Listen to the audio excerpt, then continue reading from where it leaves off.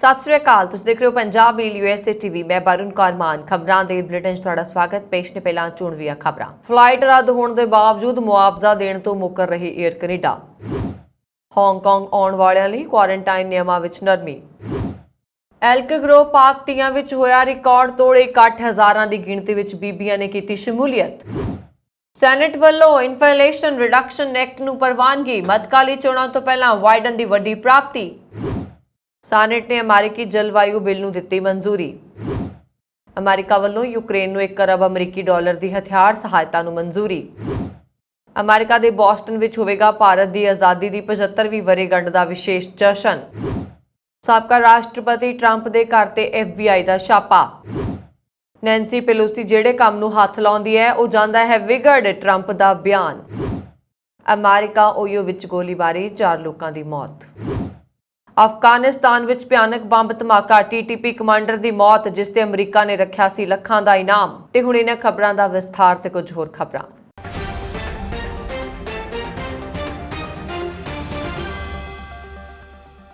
ਐਨ मौके ते फ्लाइट रद्द करन दे बावजूद एयर कनेडा ਵੱਲੋਂ ਮੁਸਾਫਰਾਂ ਨੂੰ ਨਿਯਮਾਂ ਮੁਤਾਬਕ ਮੁਆਵਜ਼ਾ ਦੇਣ ਤੋਂ ਇਨਕਾਰ ਕਰਦਿਆਂ ਸਾਰਾ ਦੋਸ਼ ਸੁਰੱਖਿਆ ਕਾਰਨਾਂ ਦੇ ਸਿਰ ਤੇ ਮੜਿਆ ਜਾ ਰਿਹਾ।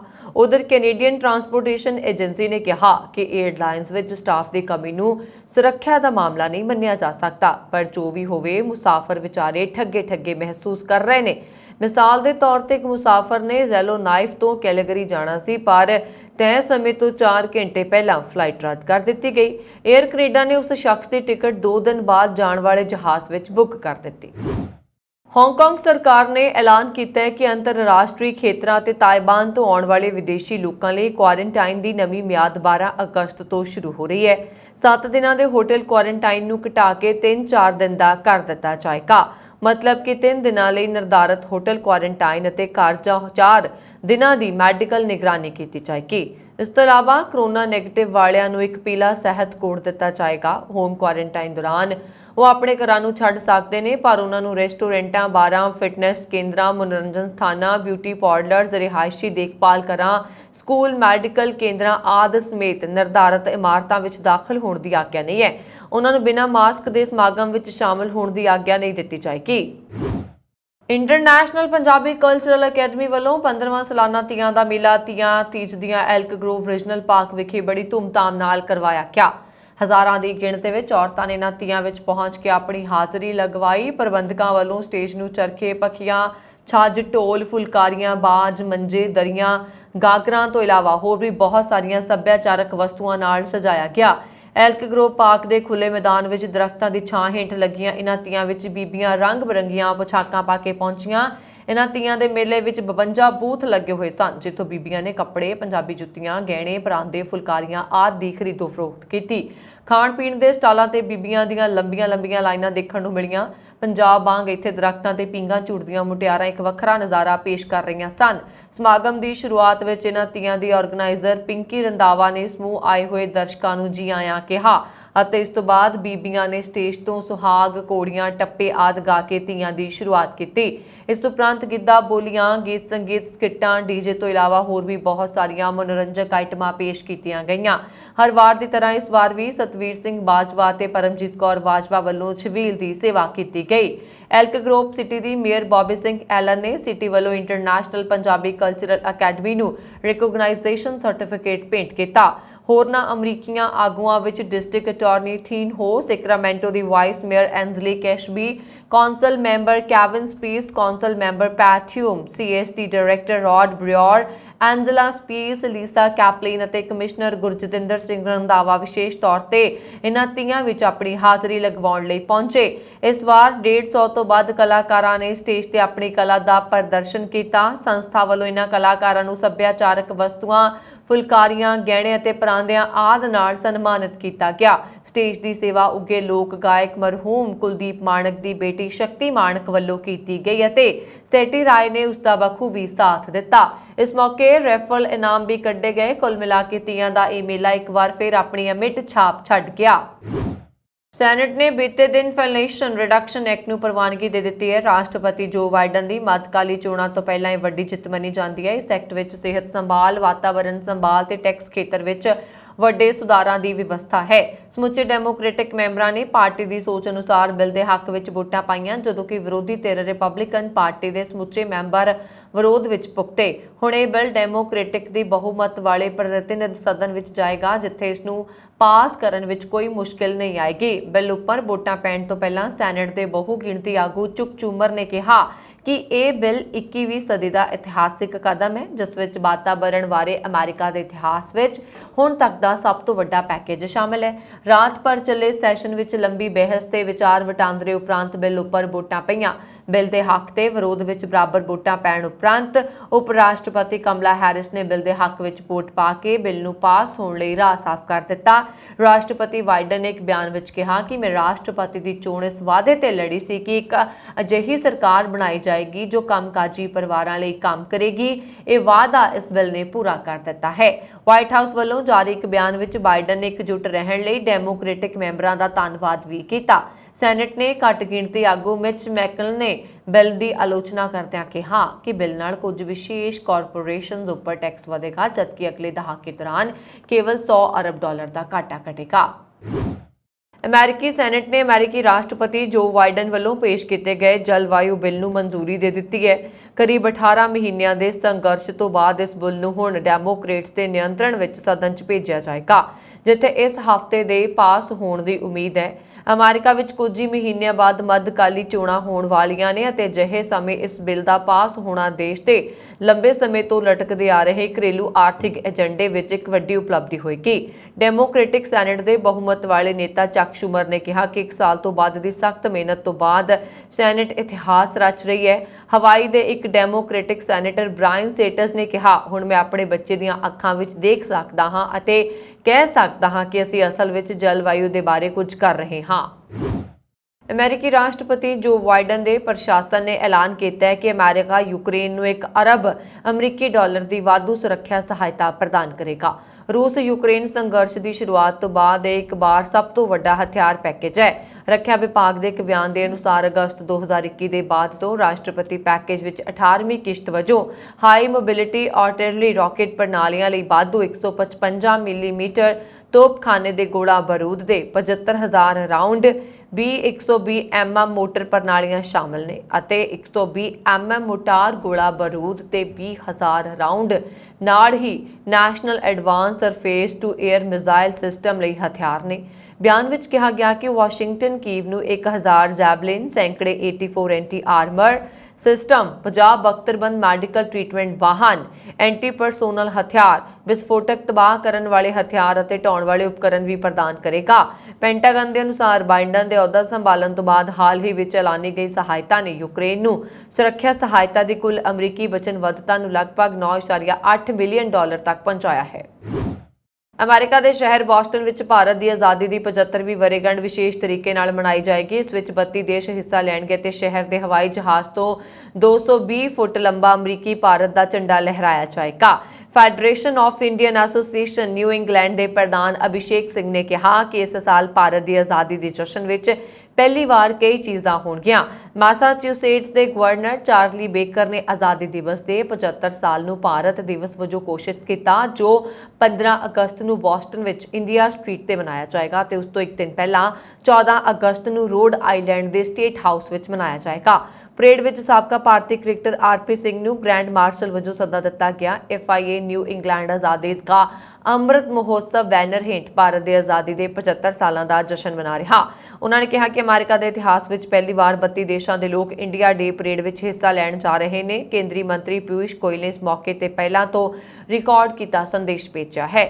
ਗੋਇਲ ਨੇ ਆਪਣੇ ਸੰਦੇਸ਼ ਵਿੱਚ ਕਿਹਾ ਕਿ ਭਾਰਤ ਅਮਰੀਕਾ ਸੰਬੰਧਾਂ ਨੇ ਲੰਬਾ ਸਫ਼ਰ ਤੈਅ ਕੀਤਾ।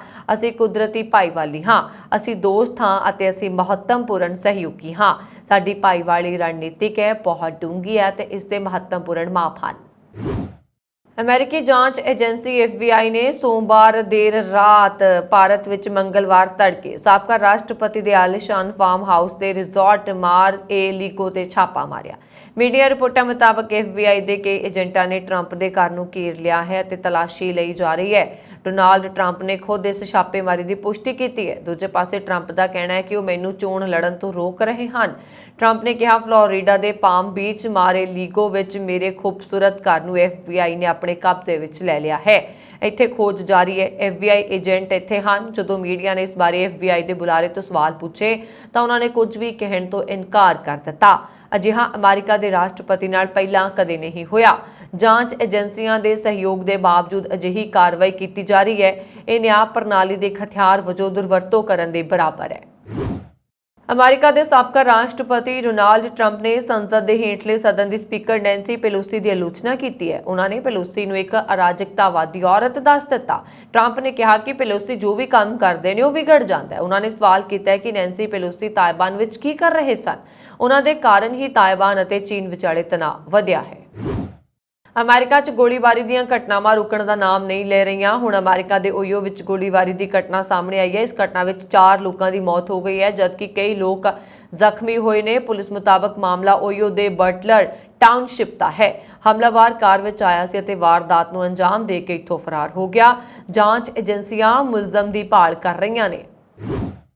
ਅੱਤਵਾਦੀ ਸਮੂਹ ਤਹਿਰੀਕੇ ਤਾਲਿਬਾਨ ਪਾਕਿਸਤਾਨ ਨੇ ਸੋਮਵਾਰ ਨੂੰ ਪੁਸ਼ਟੀ ਕੀਤੀ ਹੈ ਕਿ ਅਫਗਾਨਿਸਤਾਨ ਵਿੱਚ ਇੱਕ ਭਿਆਨਕ ਬੰਬ ਧਮਾਕੇ 'ਚ ਉਹਨਾਂ ਦਾ ਇੱਕ ਚੋਟੀ ਦਾ ਕਮਾਂਡਰ ਮਾਰਿਆ ਗਿਆ। ਉਹਨਾਂ ਨੇ ਹਾਲ ਹੀ ਦੇ ਸਾਲਾਂ ਵਿੱਚ ਕਈ ਘਾਤਕ ਹਮਲਿਆਂ ਵਿੱਚ ਅਹਿਮ ਭੂਮਿਕਾ ਨਿਭਾਈ ਹੈ। ਮਾਰੇ ਗਏ ਕਮਾਂਡਰ ਦਾ ਨਾਮ ਅਬਦੁਲ ਵਾਲੀ ਮੁਹੰਮਦ ਹੈ, ਜਿਸ ਨੂੰ ਉਮਰ ਖਾਲਿਦ ਖੁਰਾਸਾਨੀ ਵੀ ਕਿਹਾ ਜਾਂਦਾ ਹੈ। ਉਸ ਦੀਆਂ ਕਾਰਵਾਈਆਂ ਕਾਰਨ ਉਸ ਨੂੰ ਅਮਰੀਕੀ ਵਿਦੇਸ਼ ਵਿਭਾਗ ਦੀ ਲੋੜੀਂਦੀ ਸੂਚੀ ਵਿੱਚ ਸ਼ਾਮਲ ਕੀਤਾ ਗਿਆ ਹੈ। DPA ਨਿਊਜ਼ ਏਜੰਸੀ ਦੇ ਅਨੁਸਾਰ ਉਸ ਦੇ ਠਿਕਾਣੇ ਦੀ ਜਾਣਕਾਰੀ ਲਈ $3 ਮਿਲੀਅਨ ਤੱਕ ਦੀ ਇਨਾਮੀ ਰਾਸ਼ੀ ਨਿਰਧਾਰਿਤ ਕੀਤੀ ਗਈ ਸੀ। TTP ਦੇ ਅਨੁਸਾਰ ਪਾਕਿਸਤਾਨ ਦੀ ਸਰਹੱਦ ਨਾਲ ਲੱਗਦੇ ਅਫਗਾਨ ਸੂਬੇ ਪਖਤੀਕਾ ਵਿੱਚ ਐਤਵਾਰ ਨੂੰ ਖੋਰਾਸਨ ਦੀ ਕਾਰ ਸੜਕ ਦੇ ਕਿਨਾਰੇ ਇੱਕ ਬੰਬ ਨਾਲ ਟਕਰਾ ਗਈ। ਇਹ ਬੰਬ ਧਮਾਕਾ ਕਾਬੁਲ ਵਿੱਚ ਅਮਰੀਕੀ ਡਰੋਨ ਹਮਲੇ ਦੇ ਹਫ਼ਤੇ 'ਚ ਹੋਇਆ। ਅਲ-ਕਾਇਦਾ ਮੁਖੀ ਆਯਮਨ ਅਲ-ਜ਼ਵਾਹਿਰੀ ਮਾਰਿਆ ਗਿਆ ਸੀ। ਪਖਤੀਕਾ ਵਿੱਚ ਇਸ ਬੰਬ ਧਮਾਕੇ ਵਿੱਚ ਘੱਟੋ-ਘੱਟ 2 ਹੋਰ ਕਮਾਂਡਰਾਂ ਦੇ ਵੀ ਮਾਰੇ ਜਾਣ ਦੀ ਖਬਰ ਹੈ। ਖੁਰਾਸਾਨੀ ਨੂੰ ਅੱਤਵਾਦੀ ਸੰਗਠਨ ਅਲ-ਕਾਇਦਾ ਦੇ ਸੰਸਥਾਪਕ ਨੇਤਾ ਉਸਾਮਾ ਬਿਨ ਲਾਦੇਨ ਅਤੇ ਅਲ-ਜ਼ਵਾਹਿਰੀ ਦਾ ਕਰੀਬੀ ਮੰਨਿਆ ਜਾਂਦਾ ਹੈ। ਹਾਲਾਂਕਿ ਅਜੇ ਤੱਕ ਇਹ ਪਤਾ ਨਹੀਂ ਲੱਗ ਸਕਿਆ ਕਿ ਕਾਬੁਲ ਵਿੱਚ ਡਰੋਨ ਹਮਲੇ ਅਤੇ ਬੰਬ ਧਮਾਕੇ ਵਿੱਚ ਕੋਈ ਸੰਬੰਧ ਹੈ ਜਾਂ ਨਹੀਂ। ਇੱਕ ਸਮਾਂ ਅਜਿਹਾ ਵੀ ਆਇਆ ਜਦੋਂ ਖੁਰਾਸਾਨੀ ਨੇ TTP ਤੋਂ ਵੱਖ ਹੋ ਕੇ ਜਮਾਤ ਉਲ ਅਹਿਰਾਰ ਦੇ ਨਾਮ ਨਾਲ ਇੱਕ ਵੱਖਰਾ ਸੰਗਠਨ ਬਣਾਇਆ। ਇਸ ਸੰਗਠਨ ਨੇ ਪਾਕਿਸਤਾਨ ਵਿੱਚ ਕਈ ਭਿਆਨਕ ਅਤੇ ਜਾਨਲੇਵਾ ਹਮਲੇ ਕੀਤੇ ਨੇ। ਇਸ ਵਿੱਚ ਪੂਰਬੀ ਸ਼ਹਿਰ ਲਾਹੌਰ ਵਿੱਚ 2016 ਦਾ ਬੰਬ ਧਮਾਕਾ ਸ਼ਾਮਲ ਹੈ, ਜਿਸ ਵਿੱਚ ਈਸਟਰ ਐਤਵਾਰ ਨੂੰ ਦੇਸ਼ ਵਿੱਚ ਘੱਟ ਗਿਣਤੀ ਈਸਾਈ ਭਾਈਚਾਰੇ ਦੇ ਘੱਟੋ-ਘੱਟ 75 ਲੋਕ ਮਾਰੇ ਗਏ ਸਨ। ਖੁਰਾਸਾਨੀ ਨੇ ਬਾਅਦ ਵਿੱਚ TTP ਦੀ ਮੁਹਿੰਮ ਵਿੱਚ ਸ਼ਾਮਲ ਹੋਣ ਲਈ ਆਪਣੀ ਜਮਾਤ ਉਲ ਅਹਿਰਾਰ ਨੂੰ ਤੋੜ ਦਿੱਤਾ।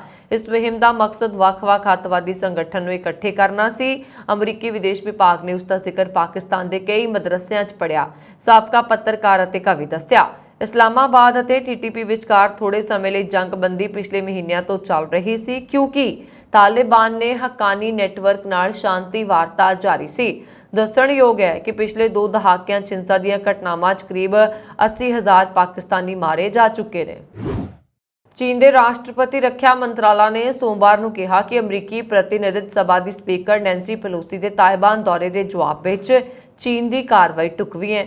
ਬੁਲਾਰੇ ਵੂ ਕਿਆਨ ਨੇ ਇਹ ਟਿੱਪਣੀ ਚੀਨ ਅਤੇ ਅਮਰੀਕਾ ਦੀਆਂ ਫੌਜਾਂ ਵਿਚਕਾਰ 3 ਵਟਾਂਦਰਾ ਗਤੀਵਿਧੀਆਂ ਨੂੰ ਰੱਦ ਕਰਨ ਸਮੇਤ ਜਵਾਬੀ ਕਾਰਵਾਈ ਦੇ ਸੰਬੰਧ ਵਿੱਚ ਮੀਡੀਆ ਦੇ ਸਵਾਲ ਦਾ ਜਵਾਬ ਦਿੰਦੇ ਹੋਏ ਕੀਤੀ। ਵੂ ਨੇ ਕਿਹਾ ਕਿ ਮੌਜੂਦਾ ਤਣਾਅ ਤਾਇਵਾਨ ਵਿੱਚ ਅਮਰੀਕਾ ਦੇ ਉਕਸਾਵੇ ਦਾ ਨਤੀਜਾ ਹੈ ਅਤੇ ਅਮਰੀਕਾ ਨੂੰ ਇਸ ਦੀ ਪੂਰੀ ਜ਼ਿੰਮੇਵਾਰੀ ਲੈਣੀ ਚਾਹੀਦੀ ਹੈ ਅਤੇ ਗੰਭੀਰ ਨਤੀਜੇ ਭੁਗਤਣੇ ਚਾਹੀਦੇ ਨੇ। ਉਹਨਾਂ ਨੇ ਕਿਹਾ ਕਿ ਚੀਨ ਵੱਲੋਂ ਚੀਨ ਅਮਰੀਕਾ ਸੰਬੰਧਾਂ, ਦੋਵਾਂ ਫੌਜਾਂ ਦੇ ਸੰਬੰਧਾਂ ਅਤੇ ਤਾਇਵਾਨ ਦੇ ਸਵਾਲ ਤੇ ਸਥਿਤੀ ਸਪਸ਼ਟ ਕੀਤੀ ਗਈ ਸੀ ਅਤੇ ਪੈਲੋਸੀ ਦੇ ਤਾਇਵਾਨ ਦੌਰੇ ਤੇ ਅਮਰੀਕਾ ਨੂੰ ਬਾਰ-ਬਾਰ ਗੰਭੀਰਤਾ ਨਾਲ ਕਿਹਾ ਗਿਆ ਸੀ, ਪਰ ਅਮਰੀਕਾ ਨੇ ਧੋਖਾ ਦਿੱਤਾ। ਅਮਰੀਕਾ ਦੀ ਇੱਕ ਸੰਘੀ ਅਦਾਲਤ ਨੇ ਨਫ਼ਰਤੀ ਅਪਰਾਧ ਦੇ ਮਾਮਲੇ ਵਿੱਚ ਪਹਿਲਾਂ ਹੀ ਉਮਰ ਕੈਦ ਕੱਟ ਰਹੇ ਪਿਓ ਪੁੱਤਰ ਤੇ ਗੁਆਂਢੀ ਨੂੰ ਸਖਤ ਸਜ਼ਾ ਸੁਣਾ ਦਿੱਤੀ ਹੈ। ਇੱਕ ਸੰਘੀ ਅਦਾਲਤ ਨੇ ਅਹਮੌਡ ਆਰਬਰੀ ਨਾਮੀ ਸਿਆਹ ਫਾਰਮ ਵਿਅਕਤੀ ਦੀ ਹੱਤਿਆ ਦੇ ਮਾਮਲੇ ਵਿੱਚ ਪਹਿਲਾਂ ਹੀ ਉਮਰ ਕੈਦ ਦੀ ਸਜ਼ਾ ਕੱਟ ਰਹੇ ਪਿਓ ਪੁੱਤਰ ਤੇ ਉਹਨਾਂ ਦੇ ਗੁਆਂਢੀ ਨੂੰ ਨਫ਼ਰਤੀ ਅਪਰਾਧ ਦੇ ਦੋਸ਼ਾਂ ਤਹਿਤ ਉਮਰ ਭਰ ਲਈ ਜੇਲ੍ਹ ਵਿੱਚ ਬੰਦ ਰੱਖਣ ਦਾ ਆਦੇਸ਼ ਦਿੱਤਾ। ਟ੍ਰਾਵਿਸ ਮੈਕੀਸ਼ੈਲ, ਜਿਸਨੇ ਆਰਬਰੀ ਦੇ ਗੋਲੀ ਮਾਰੀ ਸੀ, ਨੂੰ ਉਮਰ ਕੈਦ ਤੇ 10 ਸਾਲ ਦੀ ਸਜ਼ਾ। ਉਸ ਦੇ ਪਿਤਾ ਜਾਰਜੀ, ਜਿਸਨੇ ਨਫ਼ਰਤੀ ਅਪਰਾਧ ਦੀ ਸ਼ੁਰੂਆਤ ਕੀਤੀ ਸੀ, ਨੂੰ ਉਮਰ ਭਰ ਲਈ ਜੇਲ੍ਹ ਤੇ 7 ਸਾਲ ਹੋਰ ਸਜ਼ਾ ਸੁਣਾਈ ਹੈ। ਉਹਨਾਂ ਦੇ ਗੁਆਂਢੀ ਵਿਲੀਅਮ ਰੌਦੀ, ਜਿਸਨੇ ਹੱਤਿਆ ਦੀ ਵੀਡੀਓ ਬਣਾਈ ਸੀ, ਨੂੰ 35 ਸਾਲ ਜੇਲ੍ਹ ਦੀ ਸਜ਼ਾ ਸੁਣਾਈ ਹੈ। ਜੱਜ ਨੇ ਦੋਸ਼ੀਆਂ ਦੀ ਸੰਘੀ ਜੇਲ੍ਹ ਵਿੱਚ ਸਜ਼ਾ ਕੱਟਣ ਲਈ ਕੀਤੀ ਗਈ ਬੇਨਤੀ ਰੱਦ ਕਰ ਦਿੱਤੀ ਹੈ। ਹਾਲਾਂਕਿ ਦੋਸ਼ੀ ਪਹਿਲਾਂ ਹੀ ਉਮਰ ਕੈਦ ਕੱਟ ਰਹੇ ਨੇ, ਪਰ ਸੰਘੀ ਅਦਾਲਤ ਦਾ ਨਿਰਣਾ ਨਿਆਂ ਵਿਭਾਗ ਦੇ ਮਨੁੱਖੀ ਹੱਕਾਂ ਬਾਰੇ ਵਿੰਗ ਤੇ ਸੰਘੀ ਨਿਆਂ ਪ੍ਰਣਾਲੀ ਲਈ ਬਹੁਤ ਅਹਿਮ ਹੈ। ਸੰਘੀ ਅਦਾਲਤ ਦੇ ਫੈਸਲੇ ਉੱਪਰ ਇਹ ਪ੍ਰਤੀਕਰਮ ਪ੍ਰਗਟ ਕਰਦਿਆਂ case western Reserve university school of law the associate professor ਤੇ ਸਕੂਲ ਦੀ ਸਮਾਜਿਕ ਨਿਆਂ ਸੰਸਥਾ ਦੀ ਸਹਿ ਡਾਇਰੈਕਟਰ ਆਇਸ਼ਾ ਬੈਲ ਹਾਰਡਵੇਜ਼ ਨੇ ਕਿਹਾ ਹੈ ਕਿ ਇਸ ਫੈਸਲੇ ਨੇ ਅਮਰੀਕਾ ਦੇ ਬਦਨਾਮ ਇਤਿਹਾਸ ਨੂੰ ਰੱਦ ਕਰ ਦਿੱਤਾ ਜਦੋਂ ਜਨਤਕ ਹੱਤਿਆਵਾਂ ਦੀ ਖੁਸ਼ੀ ਮਨਾਈ ਜਾਂਦੀ ਸੀ। हैदराबाद ਦਾ 18 ਸਾਲਾ ਭਾਰਤੀ ਨੌਜਵਾਨ वेदांत ਆਨੰਦਵਾੜੇ ਅਮਰੀਕਾ ਪੜ੍ਹਨ ਜਾਏਗਾ, ਜਿੱਥੇ ਚੋਟੀ ਦੀ university Case Western Reserve University ਨੇ ਉਸ ਨੂੰ ਪੜ੍ਹਾਈ ਲਈ 1 ਕਰੋੜ 3 ਲੱਖ ਰੁਪਏ ਦੀ ਸਕਾਲਰਸ਼ਿਪ ਦਿੱਤੀ ਹੈ। ਦੱਸ ਦਈਏ ਕਿ ਦੁਨੀਆ ਦੇ 17 ਨੋਬਲ ਪੁਰਸਕਾਰ ਜੇਤੂ ਇਸੇ ਯੂਨੀਵਰਸਿਟੀ ਵਿੱਚੋਂ ਪੜ੍ਹ ਕੇ ਗਏ ਸਨ। ਇਸ ਦੇ ਚਲਦਿਆਂ वेदांत ਨੂੰ ਵੀ ਇਸ ਯੂਨੀਵਰਸਿਟੀ ਤੋਂ ਚੰਗੀਆਂ ਉਮੀਦਾਂ ਨੇ। वेदांत ਨੂੰ ਨਿਊਰੋਸਾਇੰਸ ਅਤੇ ਸਾਈਕੋਲੋਜੀ ਵਿੱਚ pre medical under graduate study ਲਈ ਕੇਸ ਵੈਸਟਰਨ ਰਿਜ਼ਰਵ ਯੂਨੀਵਰਸਿਟੀ ਤੋਂ ਸਕਾਲਰਸ਼ਿਪ ਮਿਲੀ ਹੈ। ਕੈਨੇਡਾ ਦੇ ਹਸਪਤਾਲਾਂ ਵਿੱਚ ਨਰਸਾਂ ਅਤੇ ਹੋਰ ਸਟਾਫ ਦੀ ਕਮੀ ਕਾਰਨ ਹਾਲਾਤ ਬਦਤਰ ਹੁੰਦੇ ਜਾ ਰਹੇ ਨੇ ਅਤੇ ਐਮਰਜੈਂਸੀ ਸੇਵਾਵਾਂ ਬੰਦ ਕਰਨ ਵਾਲੀਆਂ ਸਿਹਤ ਇਕਾਈਆਂ ਦੀ ਗਿਣਤੀ ਵਧਦੀ ਜਾ ਰਹੀ ਹੈ। ਓਟਾਵਾ ਦਾ ਮੌਂਟਫੋਰਟ ਹਸਪਤਾਲ ਵੀ ਐਮਰਜੈਂਸੀ ਰੂਮ ਬੰਦ ਕਰਨ ਵਾਲੇ ਹਸਪਤਾਲਾਂ ਵਿੱਚ ਸ਼ਾਮਲ ਹੋ ਗਿਆ, ਜਦਕਿ ਕੌਮੀ ਰਾਜਧਾਨੀ ਦੇ ਬਾਹਰਵਾਰ ਸਥਿਤ ਕਾਰਲਟਨ ਪੈਲੇਸ ਅਤੇ ਡਿਸਟ੍ਰਿਕਟ ਮੈਮੋਰੀਅਲ ਹਸਪਤਾਲ ਨੇ ਵੀ ਵੀਕਐਂਡ ਤੇ 24 ਘੰਟੇ ਲਈ ਐਮਰਜੈਂਸੀ ਵਿਭਾਗ ਬੰਦ ਰੱਖਣ ਦਾ ਐਲਾਨ ਕੀਤਾ ਹੈ। ਸਿਰਫ ਇੱਥੇ ਹੀ ਬਸ ਨਹੀਂ, ਨਿਊ ਬ੍ਰਾਂਜ਼ਵਿਕ ਦੇ ਮੌਕਟਨ ਇਲਾਕੇ ਵਿੱਚ 30,000 ਤੋਂ ਵੱਧ ਲੋਕਾਂ ਨੂੰ ਸਿਹਤ ਸੇਵਾਵਾਂ ਮੁਹੱਈਆ ਕਰਵਾਉਣ ਵਾਲੇ ਸਸੈਕਸ ਹੈਲਥ ਸੈਂਟਰ ਵੱਲੋਂ ਸ਼ੁੱਕਰਵਾਰ, ਸ਼ਨੀਵਾਰ ਅਤੇ ਐਤਵਾਰ ਨੂੰ ਸ਼ਾਮ 5 ਵਜੇ ਤੋਂ ਸਵੇਰੇ 7:30 ਵਜੇ ਤੱਕ ਐਮਰਜੈਂਸੀ ਰੂਮ ਬੰਦ ਕਰਨ ਦਾ ਐਲਾਨ ਕੀਤਾ। ਐਲਬਰਟਾ ਦੇ ਹਸਪਤਾਲਾਂ ਦੀ ਹਾਲਤ ਵੀ ਨਿੱਘਰਦੀ ਜਾ ਰਹੀ ਹੈ ਤੇ ਸਾਊਥ ਕੈਲਗਰੀ ਹੈਲਥ ਸੈਂਟਰ ਵੱਲੋਂ ਅਰਜੈਂਟ ਕੇਅਰ ਦਾ ਸਮਾਂ 2 ਘੰਟੇ ਘਟਾ ਦਿੱਤਾ ਗਿਆ ਹੈ। ਕੈਲਗਰੀ ਵਿਖੇ ਉੱਤਰ ਪੂਰਬੀ ਇਲਾਕੇ 'ਚ 2 ਘਰਾਂ ਨੂੰ ਅੱਗ ਲੱਗਣ ਕਰਕੇ ਘਰ ਨੁਕਸਾਨੇ ਗਏ, ਜਿਸ ਕਰਕੇ ਇਨ੍ਹਾਂ ਘਰਾਂ ਵਿੱਚ ਰਹਿਣ ਵਾਲੇ 11 ਬਾਲਗ ਅਤੇ 2 ਬੱਚਿਆਂ ਨੂੰ ਫਾਇਰ ਅਧਿਕਾਰੀਆਂ ਵੱਲੋਂ ਬਾਹਰ ਕੱਢਿਆ ਗਿਆ। ਫਾਇਰ ਅਧਿਕਾਰੀਆਂ ਵੱਲੋਂ ਦੱਸਿਆ ਗਿਆ ਕਿ ਮਾਰਟਿਨ ਕ੍ਰਾਸਿੰਗ ਬਲਾਕ 100 ਇਲਾਕੇ 'ਚੋਂ ਕਾਫੀ ਫੋਨ ਕਾਲਾਂ ਆਈਆਂ ਕਿ ਘਰਾਂ ਨੂੰ ਅੱਗ ਲੱਗ ਗਈ ਹੈ। ਅਧਿਕਾਰੀਆਂ ਨੇ ਮੌਕੇ ਤੇ ਪਹੁੰਚ ਕੇ ਅੱਗ ਨੂੰ ਕਾਬੂ ਕੀਤਾ ਤੇ ਘਰਾਂ ਅੰਦਰ ਪਰਿਵਾਰਾਂ ਨੂੰ ਸੁਰੱਖਿਅਤ ਬਾਹਰ ਕੱਢਿਆ। ਉਹਨਾਂ ਨੇ ਦੱਸਿਆ ਕਿ ਦੋਵਾਂ ਘਰਾਂ ਦਾ ਨੁਕਸਾਨ ਹੋਣ ਕਰਕੇ 13 ਲੋਕ ਬੇਘਰ ਹੋ ਗਏ ਨੇ। ਕੈਲਗਰੀ ਪੁਲਿਸ ਅਧਿਕਾਰੀ ਅਲਬਰਟਾ ਹੈਲਥ ਸਰਵਿਸਿਜ਼ ਸੀਨ ਸੁਰੱਖਿਆ ਕਰਮਚਾਰੀ ਸਿਹਤ ਅਤੇ ਤੰਦਰੁਸਤੀ ਵਿੱਚ ਸਹਾਇਤਾ ਕਰਨ ਲਈ ਵਿਸ਼ੇਸ਼ ਤੌਰ ਤੇ ਪਹੁੰਚੇ। ਘਰਾਂ ਤੋਂ ਬਾਹਰ ਕੱਢੇ ਗਏ ਸਾਰਿਆਂ ਨੂੰ ਕੋਈ ਵੀ ਸੱਟ ਨਹੀਂ ਲੱਗੀ। ਘਰ ਨੂੰ ਅੱਗ ਲੱਗਣ ਦੇ ਕਾਰਨ ਦੀ ਜਾਂਚ ਚੱਲ ਰਹੀ ਹੈ। ਅਮਰੀਕਾ ਸਥਿਤ ਇੱਕ ਭਾਰਤੀ ਸੰਗਠਨ ਨੇ ਸੋਮਵਾਰ ਨੂੰ ਭਾਰਤੀ ਮੂਲ ਦੇ ਰਿਸ਼ੀ ਸੁਨਕ ਨੂੰ ਆਪਣਾ ਸਮਰਥਨ ਦਿੱਤਾ, ਜੋ ਬ੍ਰਿਟੇਨ ਦੇ ਪ੍ਰਧਾਨ ਮੰਤਰੀ ਅਹੁਦੇ ਦੀ ਦੌੜ ਵਿੱਚ ਸ਼ਾਮਲ ਨੇ। ਬ੍ਰਿਟੇਨ ਵਿੱਚ ਕੰਜ਼ਰਵੇਟਿਵ ਪਾਰਟੀ ਦੇ ਨਵੇਂ ਨੇਤਾ ਦੀ ਚੋਣ ਕਰਨ ਦੀ ਦੌੜ ਵਿੱਚ ਆਖਰੀ 2 ਉਮੀਦਵਾਰ ਰਿਸ਼ੀ ਸੁਨਕ ਅਤੇ ਲਿਜ਼ ਟਰਸ ਨੂੰ ਸੋਮਵਾਰ ਨੂੰ ਦੇਸ਼ ਵਿੱਚ ਮਹਿੰਗਾਈ ਨਾਲ ਨਜਿੱਠਣ ਲਈ ਆਪਣੇ ਪ੍ਰਸਤਾਵਾਂ ਤੇ ਬਹਿਸ ਕੀਤੀ। ਕੰਜ਼ਰਵੇਟਿਵ ਪਾਰਟੀ ਦਾ ਨਵਾਂ ਨੇਤਾ ਅਗਲੇ ਮਹੀਨੇ ਦੇ ਸ਼ੁਰੂ ਵਿੱਚ ਬ੍ਰਿਟੇਨ ਦੇ ਮੰਤਰੀ ਦਾ ਅਹੁਦਾ ਵੀ ਸੰਭਾਲੇਗਾ। ਜੇਕਰ ਸੁਨਕ ਇਸ ਚੋਣ ਵਿੱਚ ਕਾਮਯਾਬ ਹੋ ਜਾਂਦੇ ਨੇ ਤਾਂ ਉਹ ਬ੍ਰਿਟੇਨ ਦੇ ਭਾਰਤੀ ਮੂਲ ਦੇ ਪਹਿਲੇ ਪ੍ਰਧਾਨ ਮੰਤਰੀ ਬਣ ਸਕਦੇ ਨੇ। ਰਿਪਬਲਿਕਨ ਹਿੰਦੂ ਕੋਲੀਸ਼ਨ ਨੇ ਕਿਹਾ ਕਿ ਯੂਕੇ ਦੇ ਅਗਲੇ ਪ੍ਰਧਾਨ ਮੰਤਰੀ ਵਜੋਂ ਸੁਨਕ ਦਾ ਸਮਰਥਨ ਕਰਦੇ ਹਾਂ, ਕਿਉਂਕਿ ਉਹ ਆਪਣੇ ਮੁੱਲਾਂ ਅਤੇ ਸਿਧਾਂਤਾਂ ਦਾ ਸਨਮਾਨ ਕਰਦੇ ਨੇ। ਉਹਨਾਂ ਨੇ ਕਿਹਾ ਕਿ ਅਸੀਂ ਸੁਨਕ ਦਾ ਨਾਂ ਸਿਰਫ ਇਸ ਲਈ ਸਮਰਥਨ ਕਰ ਰਹੇ ਹਾਂ ਕਿਉਂਕਿ ਉਹ ਇੱਕ ਹਿੰਦੂ ਹੈ, ਸਗੋਂ ਇਸ ਲਈ ਵੀ ਕਿ ਕਿਉਂਕਿ ਉਹ ਸੁਨਕ ਰਿਪਬਲਿਕਨ ਹਿੰਦੂ ਕੋਲੀਸ਼ਨ ਵਾਂਗ ਸਾਡੇ ਮੂਲ ਮੱਲਾਂ ਅਤੇ ਸੰਸਥਾਪਕ ਸਿਧਾਂਤਾਂ ਦਾ ਪੂਰੀ ਤਰ੍ਹਾਂ ਸਨਮਾਨ ਕਰਦਾ ਹੈ, ਜਿਸ ਵਿੱਚ ਸੀਮਤ ਸ਼ਕਤੀਆਂ ਵਾਲੀ ਸਰਕਾਰ ਦੇ ਨਾਲ ਮੁਫਤ ਉੱਦਮ, ਵਿੱਤੀ ਅਨੁਸ਼ਾਸਨ, ਪਰਿਵਾਰਕ ਕਦਰਾਂ ਕੀਮਤਾਂ ਤੇ ਇੱਕ ਮਜ਼ਬੂਤ ਵਿਦੇਸ਼ ਨੀਤੀ ਸ਼ਾਮਲ ਹੈ। ਇੱਥੇ ਦੱਸਦੇ ਕਿ RHC ਦੀ ਸਥਾਪਨਾ ਅਮਰੀਕਾ ਵਿੱਚ 2015 'ਚ ਹਿੰਦੂ ਅਮਰੀਕਨ ਭਾਈਚਾਰੇ ਅਤੇ ਰਿਪਬਲਿਕਨ ਨੀਤੀ ਨਿਰਮਾਤਾਵਾਂ ਅਤੇ ਨੇਤਾਵਾਂ ਵਿਚਕਾਰ ਇੱਕ ਪੁਲ ਬਣਾਉਣ ਦੇ ਉਦੇਸ਼ ਨਾਲ ਕੀਤੀ ਗਈ ਸੀ। ਸੰਸਥਾ ਦੇ ਸੰਸਥਾਪਕ ਪ੍ਰਧਾਨ ਅਤੇ CEO ਸ਼ੁਲਭ ਕੁਮਾਰ ਨੇ ਕਿਹਾ ਕਿ ਰਿਸ਼ੀ ਸੁਨਕ ਨੂੰ ਮੇਰਾ ਅਤੇ RHC ਦਾ ਪੂਰਾ ਸਮਰਥਨ ਹੈ। ਸੁਨਕ ਬ੍ਰਿਟੇਨ ਦੇ ਨਵੇਂ ਪ੍ਰਧਾਨ ਮੰਤਰੀ ਵਜੋਂ ਬਹੁਤ ਸਫਲ ਹੋਣਗੇ। ਸੁਨਕ ਨਾ ਕੇਵਲ ਬ੍ਰਿਟੇਨ ਲਈ ਸਗੋਂ ਇਸ ਦੇ ਰਣਨੀਤਿਕ ਸਹਿਯੋਗੀ ਅਮਰੀਕਾ ਅਤੇ ਭਾਰਤ ਲਈ ਵੀ ਇੱਕ ਵਧੀਆ ਵਿਕਲਪ ਸਾਬਤ ਹੋਏਗਾ। ਉਹਨਾਂ ਨੇ ਕਿਹਾ ਕਿ ਅਸੀਂ ਸਾਰੇ ਕੰਜ਼ਰਵੇਟਿਵ ਦੇ ਨਾਲ-ਨਾਲ ਦੁਨੀਆ ਭਰ ਵਿੱਚ ਮੌਜੂਦ ਇੱਕ ਅਰਬ ਹਿੰਦੂਆਂ ਨੂੰ ਉਤਸ਼ਾਹਿਤ ਕਰਦੇ ਹਾਂ ਕਿ ਉਹ ਬ੍ਰਿਟਿਸ਼ NEC ਨਿਯਮਾਂ ਦੀ ਪਾਲਣਾ ਕਰਦੇ ਹੋਏ ਬ੍ਰਿਟੇਨ ਦੇ ਪ੍ਰਧਾਨ ਮੰਤਰੀ ਦੇ ਅਹੁਦੇ ਲਈ ਰਿਸ਼ੀ ਦੀ ਉਮੀਦਵਾਰੀ ਨੂੰ ਪੂਰਾ ਸਮਰਥਨ ਦੇਣ ਲਈ ਆਪਣੀ ਪੂਰੀ ਕੋਸ਼ਿਸ਼ ਕਰਨ। ਅਮਰੀਕੀ ਸਦਨ ਦੀ ਸਪੀਕਰ ਨੈਂਸੀ ਪੈਲੋਸੀ ਦੀ ਤਾਇਬਾਨ ਫੇਰੀ ਦੇ ਜਵਾਬ ਵਿੱਚ ਚੀਨੀ ਹੈਕਰਾਂ ਨੇ ਤਾਇਬਾਨ ਦੀਆਂ ਕਈ ਸਥਾਨਕ ਸਰਕਾਰੀ ਏਜੰਸੀਆਂ ਦੀਆਂ ਵੈਬਸਾਈਟਸ ਤੇ ਚੀਨੀ ਝੰਡਾ ਲਗਾ ਦਿੱਤਾ। ਜੀ ਹਾਂ, ਤਾਇਬਾਨ ਨਿਊਜ਼ ਦੀ ਰਿਪੋਰਟ ਮੁਤਾਬਕ ਤਾਇਬਾਨ ਨੂੰ ਘੇਰਨ ਵਾਲੇ ਚੀਨ ਦੇ ਲਾਈਵ ਫਾਇਰ ਡ੍ਰਿਲਸ ਵੀਰਵਾਰ ਤੋਂ ਹੋ ਰਹੇ ਨੇ। ਚੀਨੀ ਹੈਕਰਾਂ ਨੇ ਕਾਓਸੁੰਗ ਸਰਕਾਰ ਦੀ ਵੈਬਸਾਈਟ ਨੂੰ ਚੀਨੀ ਝੰਡੇ ਦੀ ਤਸਵੀਰ ਨਾਲ शुक्रवार देर रात तो शनिवार सवेर तक 10 घंटिਆਂ ਤੋਂ ਵੱਧ ਸਮੇਂ ਤੱਕ ਕਵਰ ਕੀਤਾ। शुक्रवार सवेरे ਇਹ ਮੰਨਿਆ ਗਿਆ ਕਿ ਤਾਇਵਾਨ ਦੇ ਵਿਦੇਸ਼ ਮੰਤਰਾਲਾ ਦੀ ਵੈਬਸਾਈਟ 2, 4 ਅਤੇ 5 ਅਗਸਤ ਨੂੰ ਕੁਝ ਘੰਟਿਆਂ ਲਈ ਕ੍ਰੈਸ਼ ਹੋ ਗਈ ਸੀ। ਮੰਤਰਾਲਾ ਨੇ ਦੱਸਿਆ ਕਿ ਸਰਵਰ ਨੂੰ ਕ੍ਰੈਸ਼ ਕਰਨ ਦੀ ਇੱਕ ਬੇਰਹਿਮ ਕੋਸ਼ਿਸ਼ ਕੀਤੀ ਗਈ, ਜਿਸ ਵਿੱਚ ਪ੍ਰਤੀ ਦਿਨ 17 ਮਿਲੀਅਨ ਵਾਰ ਕੋਸ਼ਿਸ਼ ਕੀਤੀ ਗਈ। ਨਤੀਜੇ ਵੱਲੋਂ ਕੇਂਦਰੀ ਸਰਕਾਰ ਦੀਆਂ ਏਜੰਸੀਆਂ ਨੂੰ ਖਤਰਨਾਕ ਇੰਟਰਨੈਟ ਗਤੀਵਿਧੀਆਂ ਲਈ ਹਾਈ ਅਲਰਟ ਤੇ ਰਹਿਣ ਲਈ ਕਿਹਾ ਗਿਆ। ਮਾਮਲੇ ਤੋਂ ਜਾਣੂ ਲੋਕਾਂ ਨੇ ਤਾਇਵਾਨ ਨਿਊਜ਼ ਨੂੰ ਦੱਸਿਆ ਕਿ ਕੇਂਦਰ ਸਰਕਾਰ ਦਾ ਏਜੰਸੀਆਂ ਨੂੰ ਵੈਬਸਾਈਟ ਉੱਤੇ ਨਜ਼ਰ ਰੱਖਣ ਅਤੇ ਸਮੱਸਿਆਵਾਂ ਦੀ ਰਿਪੋਰਟ ਕੈਬਨਿਟ ਨੂੰ ਦੇਣ ਦੇ ਦਿਸ਼ਾ ਨਿਰਦੇਸ਼ ਦਿੱਤੇ ਗਏ। ਵੈਬਸਾਈਟ ਹੈਕ ਕੀਤੀ ਗਈ ਹੈ। शुक्रवार ਨੂੰ ਕੈਬਨਿਟ ਵੱਲੋਂ ਸਾਰੀ ਐਮਰਜੈਂਸੀ ਰਿਸਪੌਂਸ ਦਿਸ਼ਾ ਨਿਰਦੇਸ਼ਾਂ ਵਿੱਚ ਕਿਹਾ ਗਿਆ कि जो भी वैबसाइट हैक की गई है उसनूं तुरंत हटा दिता जाएगा।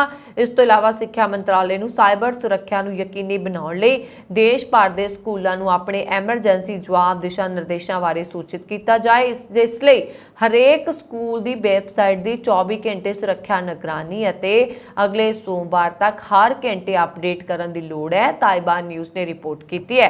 अमेरिकी सदन की स्पीकर नैंसी पेलोसी के ताइवान दौरे तो बाद टवान जलडमरू विच तनाव ਵਧਣ ਦੇ ਨਾਲ ਚੀਨ ਆਪਣੀ ਫੌਜੀ ਗਤੀਵਿਧੀਆਂ ਨੂੰ ਵਧਾ ਰਿਹਾ। ਰੱਖਿਆ ਮੰਤਰਾਲਾ ਨੇ ਸ਼ਨੀਵਾਰ ਨੂੰ ਕਿਹਾ ਕਿ ਤਾਇਵਾਨ ਦੇ ਜਲਡਮਰੂ ਦੇ ਆਲੇ-ਦੁਆਲੇ ਕਈ ਚੀਨੀ ਜਹਾਜ਼ ਅਤੇ ਬੇੜਿਆਂ ਦਾ ਪਤਾ ਲਗਾਇਆ ਗਿਆ ਜੋ ਇਸ ਦੇ ਮੁੱਖ ਟਾਪੂ ਤੇ ਹਮਲੇ ਦੀ ਨਕਲ ਕਰਦੇ ਨੇ। ਉਹਨਾਂ ਵਿੱਚੋਂ ਕੁਝ ਮੱਧ ਰੇਖਾ ਨੂੰ ਪਾਰ ਕਰ ਰਹੇ ਨੇ। ਤਾਇਵਾਨ ਦੇ ਰਾਸ਼ਟਰੀ ਰੱਖਿਆ ਮੰਤਰਾਲਾ ਨੇ ਟਵੀਟ ਕੀਤਾ। ਰਾਸ਼ਟਰੀ ਰੱਖਿਆ ਮੰਤਰਾਲਾ ਦੇ ਅਨੁਸਾਰ ਹਥਿਆਰਬੰਦ ਬਲਾਂ ਨੇ ਨਿਗਰਾਨੀ ਪ੍ਰਣਾਲੀਆਂ, CAP ਜਹਾਜ਼ਾਂ, ਜਲ ਸੈਨਾ ਦੇ ਜਹਾਜ਼ਾਂ ਅਤੇ ਮਿਜ਼ਾਈਲ ਪ੍ਰਣਾਲੀਆਂ ਦੁਆਰਾ ਅਜਿਹੀ ਸਥਿਤੀ ਦਾ ਜਵਾਬ ਦਿੱਤਾ। जलवायु परिवर्तन कारण गर्मियां का उच्च तापमान पूरी दुनिया विच कहर वरा रहा।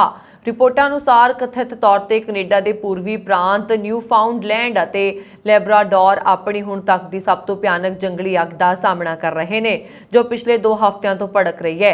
इत्थे स्थिति अजिही है कि प्रीमियर एंड्रयू फ्यूरी ने सूबे विच एमरजेंसी की स्थिति जारी की है ਅਤੇ कहा कि पिछले 36 घंटिਆਂ विच चीज़ां बहुत बदल गईਆਂ ने। एंड्रयू फ्यूरी ने कहा कि पिछले 36 घंटिਆਂ विच चीज़ां बदल गईਆਂ ने। ਅਸੀਂ ਭਵਿੱਖਬਾਣੀ ਕਰ ਰਹੇ ਸੀ ਕਿ ਅਸੀਂ ਇਸ ਦਾ ਪ੍ਰਬੰਧਨ ਕਰ ਸਕਦੇ ਹਾਂ। ਹਾਲਾਂਕਿ ਹਵਾ ਦੇ ਬਦਲਾਅ ਨਾਲ ਸਾਨੂੰ ਡਰ ਹੈ ਕਿ ਧੂਏ ਦਾ ਮਹੱਤਵਪੂਰਨ ਪ੍ਰਭਾਵ ਹੋਏਗਾ। ਇਹ ਇੱਕ ਗਤੀਸ਼ੀਲ ਵਿਕਾਸਸ਼ੀਲ ਸਥਿਤੀ ਹੈ ਪਰ ਅਸੀਂ ਆਖਰੀ ਮਿੰਟ ਲਈ ਇੰਤਜ਼ਾਰ ਨਹੀਂ ਕਰ ਸਕਦੇ। ਸਾਨੂੰ ਹੁਣ ਕੰਮ ਕਰਨਾ ਪਏਗਾ। ਸਥਾਨਕ ਮੀਡੀਆ ਰਿਪੋਰਟਾਂ ਅਨੁਸਾਰ ਖੇਤਰ ਦੇ ਵੱਖ-ਵੱਖ ਜੰਗਲਾਂ 'ਚ ਅੱਗ ਨਾਲ ਤਬਾਹ ਹੋ ਗਏ ਨੇ। ਇੱਕ ਬੇਡੀ ਐਸਪਾਇਰ ਹਾਈਵੇ ਨੇੜੇ न्यूफाउंडलैंड विच बल रहा है जिसने पहला ही 12,355 एकड़ तो वध नूं तबाह कर दिता, जदों कि दूजा पैराडाइज झील विच 16,062 एकड़ तो वध दा इलाका तबाह हो गया है। खेतर विच भारी धुआं अग नूं रोकण दीआं कोशिशां नूं गुंझलदार बना रहा क्योंकि वाटर बंबर अग तो अगे नहीं देख सके।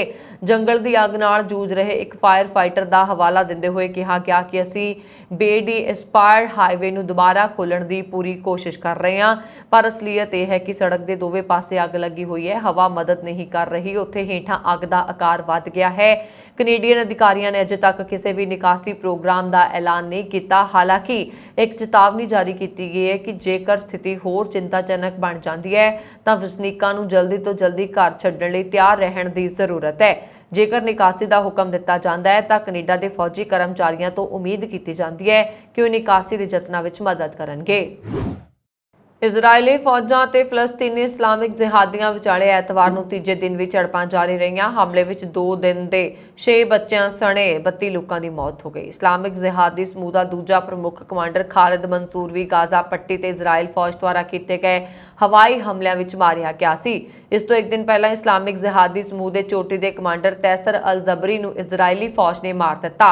इजरायली फौज और इस्लामिक जिहादी समूहों वालों एक दूजे ते राकेट दागे जा रहे हैं। फिलिस्तीन जिहादी समूह ने भी गाजा पट्टी विच हवाई हमलिਆਂ के जवाब च इजराइल विरुद्ध 100 तो वध लंबी दूरी के राकेट दागे। तखत श्री हरमंदिर साहिब जी पटना साहिब के जथेदार सिंह साहिब ज्ञानी रणजीत सिंह गौहरे मस्कीन ने डॉक्टर गुरविंदर सिंह समरा नामक एक व्यक्ति वालों लगाए दोष नूं नकारदे होए कहा कि कुछ लोग सिख कौम नूं गुमराह करन अते तखत साहिब की साख नूं घटाउण लई अजिहियां कुझियां हरकतां कर रहे ने जिस नूं बर्दाश्त नहीं किया जा सकता। जलंधर विखे उन्हां कुछ पत्रकारां नाल गलबात करते हुए डॉक्टर गुरविंदर सिंह समरा नूं सबूत पेश करन दी चुनौती दित्ती है। उन्होंने कहा कि जेकर डॉक्टर समरा ये साबित कर देण कि उन्होंने डॉक्टर समरा कोलों 70 लाख रुपए लए ने तां ओह कौम दे देणदार होणगे ते संगत ਹਕੂਮਤ ਜੋ ਸਜ਼ਾ ਲਗਾਏਗੀ ਮੰਨਣ ਲਈ ਤਿਆਰ ਨੇ। ਜਥੇਦਾਰ ਨੇ ਦੱਸਿਆ ਕਿ ਕੁਝ ਸਮਾਂ ਪਹਿਲਾਂ ਡਾਕਟਰ ਸਮਰਾ ਵੱਲੋਂ ਤਖਤ ਸ੍ਰੀ ਪਟਨਾ ਸਾਹਿਬ ਵਿਖੇ ਕੁਝ ਸੋਨੇ ਅਤੇ ਹੋਰ ਮਹਿੰਗੀਆਂ ਵਸਤਾਂ ਭੇਟ ਕਰਨ ਦਾ ਦਾਅਵਾ ਕੀਤਾ ਗਿਆ ਸੀ, ਜਿਸ ਤੇ ਤਖਤ ਸਾਹਿਬ ਦੀ ਪ੍ਰਬੰਧਕ ਕਮੇਟੀ ਅਤੇ ਉਹਨਾਂ ਦੀ ਖੁਦ ਇਸ ਦੀ ਸ਼ਲਾਘਾ ਕਰਦੇ ਹੋਏ ਡਾਕਟਰ ਸਮਰਾ ਨੂੰ ਸਨਮਾਨਿਤ ਕੀਤਾ। ਪਰ ਬਾਅਦ ਵਿੱਚ ਜਦੋਂ ਪ੍ਰਬੰਧਕ ਕਮੇਟੀ ਵੱਲੋਂ ਇਸ ਮਾਮਲੇ 'ਚ ਝੂਠ ਬੋਲਣ ਦਾ ਪਤਾ ਲੱਗਾ ਤਾਂ ਕਮੇਟੀ ਵੱਲੋਂ ਉਸ ਦੇ ਖਿਲਾਫ ਕਾਨੂੰਨੀ ਕਾਰਵਾਈ ਕਰਨੀ ਜਾਰੀ ਹੈ। ਭਾਰਤ ਪਾਕਿਸਤਾਨ ਵੰਡ ਸਮੇਂ ਦੇ ਵਿਛੜੇ 92 ਸਾਲਾ ਭਾਰਤੀ ਪੰਜਾਬੀ ਦੀ ਪਾਕਿਸਤਾਨ ਦੇ ਇਤਿਹਾਸਕ ਗੁਰਦੁਆਰਾ ਕਰਤਾਰਪੁਰ ਸਾਹਿਬ ਵਿਖੇ 75 ਸਾਲਾਂ ਬਾਅਦ ਆਪਣੇ ਭਤੀਜੇ ਨਾਲ ਮੁਲਾਕਾਤ ਹੋਈ। ਉਹਨਾਂ ਦਾ ਬਾਕੀ ਪਰਿਵਾਰ ਉਸ ਸਮੇਂ ਫਿਰਕੂ ਹਿੰਸਾ 'ਚ ਮਾਰਿਆ ਗਿਆ ਸੀ। ਕਰਤਾਰਪੁਰ ਸਾਹਿਬ ਲਾਂਘਾ ਖੁੱਲਣ ਦੇ ਚਲਦੇ ਸਵਰਨ ਸਿੰਘ ਨੂੰ ਆਪਣੇ ਭਤੀਜੇ ਮੋਹਨ ਸਿੰਘ ਨੂੰ ਉਰਫ ਅਬਦੁਲ ਖਾਲਿਕ, ਜਿਨ੍ਹਾਂ ਨੂੰ ਪਾਕਿਸਤਾਨ 'ਚ ਮੁਸਲਿਮ ਪਰਿਵਾਰ ਨੇ ਪਾਲਿਆ ਹੈ, ਨੂੰ ਗਲੇ ਲਗਾਉਣ ਦਾ ਮੌਕਾ ਮਿਲਿਆ। ਇਸ ਮੌਕੇ ਦੋਹਾਂ ਪਰਿਵਾਰਾਂ ਦੇ ਕੁਝ ਮੈਂਬਰ ਵੀ ਹਾਜ਼ਰ ਸਨ। ਅਬਦੁਲ ਖਾਲਿਕ ਨੇ ਆਪਣੇ ਚਾਚੇ ਦੇ ਪੈਰ ਛੂਹੇ ਤੇ ਕਈ ਮਿੰਟ ਉਸ ਨੂੰ ਜੱਫੀ ਪਾਈ ਰੱਖੀ ਅਤੇ ਦੋਵੇਂ ਪਰਿਵਾਰ ਕਰੀਬ 4 ਘੰਟੇ ਇਕੱਠੇ ਰਹੇ। ਭਾਰਤ ਤੇ ਪਾਕਿਸਤਾਨ ਦੇ ਯੂਟਿਊਬਰਸ ਨੇ ਇਹਨਾਂ ਦੋਹਾਂ ਚਾਚੇ ਭਤੀਜੇ ਦੀ ਗੁਰਦੁਆਰਾ ਕਰਤਾਰਪੁਰ ਸਾਹਿਬ ਵਿਖੇ ਮੁਲਾਕਾਤ ਕਰਵਾਉਣ ਦੀ ਵੱਡੀ ਭੂਮਿਕਾ ਨਿਭਾਈ ਹੈ। ਦੁਨੀਆ ਦੇ ਨੰਬਰ 1 ਸਰਚ ਇੰਜਨ ਗੂਗਲ ਦਾ ਸਰਵਰ ਡਾਊਨ ਹੋ ਗਿਆ। ਮੰਗਲਵਾਰ ਸਵੇਰੇ ਗੂਗਲ ਦਾ ਸਰਵਰ ਡਾਊਨ ਹੋਣ ਕਾਰਨ ਲੱਖਾਂ ਯੂਜ਼ਰਸ ਪਰੇਸ਼ਾਨ ਹੋਏ। ਯੂਜ਼ਰਸ ਗਲਤੀ ਸੁਨੇਹਾ ਦੇਖ ਰਹੇ ਸਨ। ਜੀ ਹਾਂ, ਦੁਨੀਆ ਭਰ ਵਿੱਚ ਗੂਗਲ ਦੇ ਸਰਵਰ ਡਾਊਨ ਹੋਣ ਦੀਆਂ ਸ਼ਿਕਾਇਤਾਂ ਆਈਆਂ और डाउन डिटेक्टर.com ਵੈਬਸਾਈਟ ਨੇ ਇਹ ਜਾਣਕਾਰੀ ਦਿੱਤੀ ਹੈ। डाउन डिटेक्टर ਮੁਤਾਬਕ ਕਈ ਲੋਕਾਂ ਨੇ ਗੂਗਲ ਦੇ ਸਰਵਰ ਡਾਊਨ ਹੋਣ ਦੀ ਸ਼ਿਕਾਇਤ ਕੀਤੀ ਹੈ। ਲੱਖਾਂ ਯੂਜ਼ਰਸ ਘੰਟਿਆਂ ਤੱਕ ਪਰੇਸ਼ਾਨ ਰਹੇ। ਯੂਜ਼ਰਸ ਨੇ ਟਵਿੱਟਰ ਤੇ ਹੋਰ ਸੋਸ਼ਲ ਮੀਡੀਆ ਪਲੇਟਫਾਰਮ ਤੇ ਸਰਵਰ ਡਾਊਨ ਦੀ ਸ਼ਿਕਾਇਤ ਕੀਤੀ। ਕਈ ਯੂਜ਼ਰਸ ਨੇ ਐਰਰ ਮੈਸੇਜ ਦਾ ਸਕਰੀਨਸ਼ਾਟ ਵੀ ਸ਼ੇਅਰ ਕੀਤਾ। ਸ਼ਿਕਾਇਤ ਮਿਲਣ ਤੋਂ ਬਾਅਦ ਕੰਪਨੀ ਵੱਲੋਂ ਤੁਰੰਤ ਕਾਰਵਾਈ ਕੀਤੀ ਗਈ। ਕੁਝ ਹੀ ਮਿੰਟਾਂ ਬਾਅਦ ਗੂਗਲ ਦੀ ਸਰਵਿਸ ਦੁਬਾਰਾ ਸ਼ੁਰੂ ਹੋ ਗਈ। ਗੂਗਲ ਦਾ ਸਰਵਰ ਕਿਉਂ ਡਾਊਨ ਹੋਇਆ, ਇਸ ਦੀ ਵਜ੍ਹਾ ਨਹੀਂ ਪਤਾ ਲੱਗ ਸਕੀ। ਗੂਗਲ ਵੱਲੋਂ ਅਜੇ ਤੱਕ ਕੋਈ ਜਵਾਬ ਨਹੀਂ ਆਇਆ। ਚੀਨ ਹਮੇਸ਼ਾ ਕਿਸੇ ਨਾ ਕਿਸੇ ਖਬਰ ਨੂੰ ਲੈ ਕੇ ਸੁਰਖੀਆਂ ਵਿੱਚ ਰਹਿੰਦਾ ਹੈ। ਹੁਣ ਚੀਨ ਵਿੱਚ 900 ਸਾਲ ਪੁਰਾਣਾ ਲੱਕੜ ਦਾ ਪੁਲ ਸੜ ਕੇ ਸੁਆਹ ਹੋ ਗਿਆ। ਅਧਿਕਾਰੀ ਅੱਗ ਲੱਗਣ ਦੇ ਕਾਰਨਾਂ ਦੀ ਜਾਂਚ ਕਰ ਰਹੇ ਨੇ। ਅਧਿਕਾਰੀਆਂ ਮੁਤਾਬਕ ਦੱਖਣੀ ਪੂਰਬੀ ਚੀਨ ਦੇ ਫੁਜ਼ਿਆਨ ਸੂਬੇ ਵਿੱਚ ਪਿੰਗਨਾਨ ਕਾਉਂਟੀ ਚਵਾਨ ਬ੍ਰਿਜ ਤੇ ਸ਼ਨੀਵਾਰ ਰਾਤ ਨੂੰ ਅੱਗ ਲੱਗ ਗਈ। ਇਸ ਘਟਨਾ ਦੀ ਵੀਡੀਓ ਅਤੇ ਤਸਵੀਰਾਂ 'ਚ ਪੁਲ ਪੂਰੀ ਤਰ੍ਹਾਂ ਨਾਲ ਅੱਗ ਦੀ ਲਪੇਟ 'ਚ ਨਜ਼ਰ ਆ ਰਿਹਾ।